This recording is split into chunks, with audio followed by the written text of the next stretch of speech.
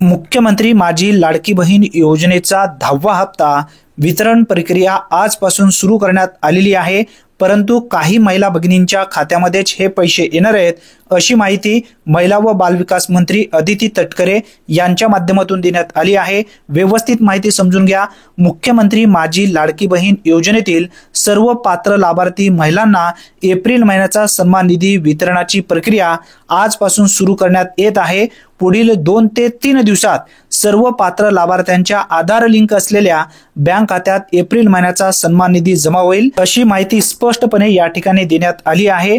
पूर्ण व्यवस्थित समजून घेण्याचा प्रयत्न करणार आहोत। ही माहिती महिला व बालविकास मंत्री अदिती तटकरे यांच्या माध्यमातून आज प्रकाशित करण्यात आली आहे।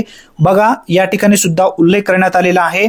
मुख्यमंत्री माझी लाडकी बहीण या महत्त्वाकांक्षी योजनेअंतर्गत एप्रिल महिन्याचा सन्मान निधी पात्र लाडक्या बहिणींच्या आधार लिंक असलेल्या बँक खात्यामध्ये जमा करण्याची प्रक्रिया आजपासून सुरू करण्यात येत आहे।